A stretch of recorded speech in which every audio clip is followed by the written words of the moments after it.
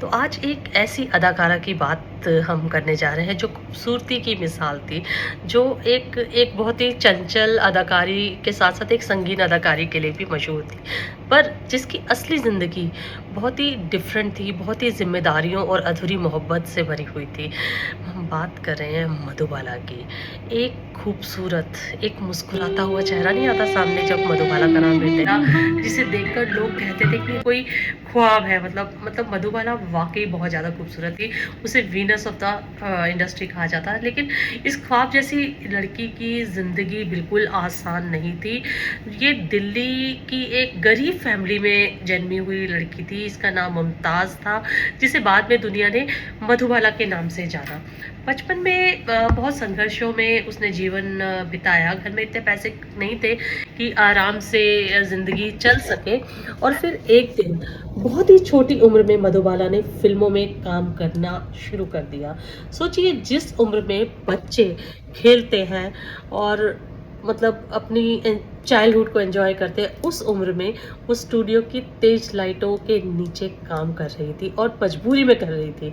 लेकिन पूरे परिवार का खर्चा पालते-पालते, ज़िम्मेदारियाँ उठाते-उठाते उस काम को एंजॉय करना शुरू कर दिया और उसकी खूबसूरती लोगों के दिलों पर राज करने लगी। मतलब लोग उसे स्क्रीन पर देखते थे ना, तो वो नज़रें हटती नहीं थी। धीरे-धीरे करके वो काम करती है, लेकिन उसको प्रसिद्धि तब मिली जब फ़िल्म आई महल। रातों रात मधुबाला स्टार बन गई, पूरा हिंदुस्तान उसका दीवाना हो गया। लेकिन जितनी चमक बाहर थी ना, उतना ही अंदर अंधेरा था, क्योंकि उसी समय एक गंभीर दिल की बीमारी से मधुबाला लड़ रही थी, जो था मतलब उसके दिल में छेद था। डॉक्टरों ने कहा था कि मतलब उसकी ज़िंदगी ज़्यादा लंबी नहीं होगी। लेकिन उन्होंने काम करना नहीं छोड़ा, क्योंकि उनके लिए फ़िल्मों में काम करना सिर्फ़ सपना नहीं था, घर चलाने की मजबूरी भी था। फिर उनकी ज़िंदगी में आए यूसुफ़ खान, यानी कि दिलीप कुमार, जो कि उन्हें बेहद पसंद थे। अभी मैं जागना ना चाहूँ रे, नैन हुए बावरे।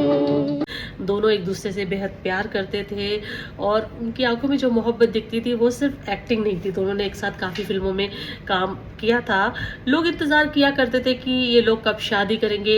सुनने में आया कि उनकी सगाई भी हुई थी, लेकिन परिवार के झगड़े और मतलब कुछ आपसी रंजिशों की वजह से इनका रिश्ता नहीं चला। कहते हैं कि मधुबाला कभी भी इस टूटे रिश्ते के दर्द से बाहर नहीं आ पाई। और फिर आई पिक्चर मुगले आजम।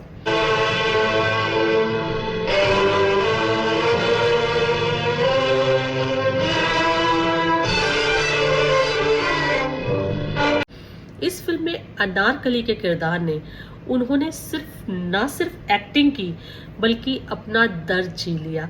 उसमें ना मतलब एक सीन था, मैं आपको बताती हूँ, जिस सीन में यूसुफ खान जो है, जिस सलीम का रोल करते हैं, और उसमें वो अनारकली को एक थप्पड़ मारते हैं, बहुत ज़ोर से मारते हैं।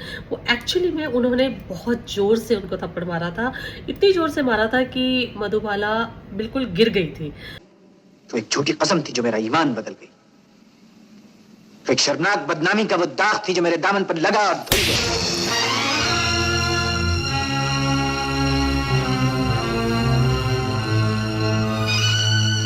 और उस समय सुना है कि जब इस फिल्म की शूटिंग हो रही थी, उस समय इन दोनों का ब्रेकअप हो चुका था और मधुबाला और दिलीप कुमार आपस में बात नहीं करते थे। और चलिए, जो भी है, लोगों को मतलब बहुत ज़्यादा पसंद आई थी ये मूवी, क्योंकि बिल्कुल इन दोनों के बीच में जो इमोशंस थी, कहीं न कहीं तो दिख ही रही थी। प्यार किया तो डरना क्या, जब प्यार किया तो डरना क्या, प्यार किया कोई चोरी नहीं की, प्यार किया। अब अगर मैं और बात करूँ, मधुबाला ने बहुत अच्छी फिल्मों में काम किया। उन्होंने किशोर कुमार के साथ बहुत अच्छी कॉमेडी फिल्मों में काम किया। फिल्में तो बहुत हैं वो मधुबाला की। मधुबाला का मतलब एक दौर था कि उनकी हर फिल्म हिट होती थी। मतलब फिल्मों के नाम मैं अभी स्क्रीन पर लिख ही रही हूँ। दुनिया उनकी मुस्कान पर मरती रही, लेकिन बहुत कम लोग जानते थे कि वो धीरे-धीरे मौत के करीब जा रही हैं। लेकिन ऐसे में जब वो दिलीप कुमार से अपने ब्रेकअप को लेकर अपने दिल को सँभाल नहीं पा रही थी और उनकी तबीयत भी ख़राब थी, ऐसे में उनका हाथ थामा किशोर कुमार ने उनसे शादी की। शादी करने के बाद थोड़े समय बाद ही उनकी तबीयत बहुत ख़राब रहने लगी, तो वो अपने मायके में चली गई, क्योंकि किशोर कुमार अपनी व्यस्तता की वजह से उनका ध्यान नहीं रख सकते थे।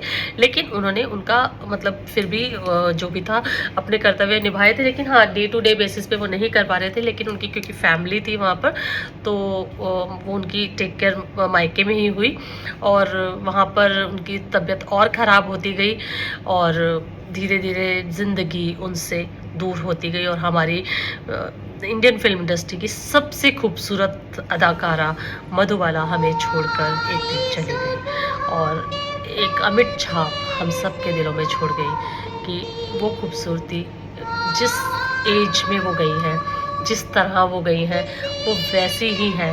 हम इमेजिन भी नहीं कर सकते कि मधुबाला ओल्ड थी, क्योंकि मधुबाला यूथ में ही चली गई थी। शी वाज़ अराउंड 35-36 जब उनकी डेथ हुई थी। तो मधुबाला को आज भी हिंदुस्तान की सबसे खूबसूरत एक्ट्रेस माना जाता है।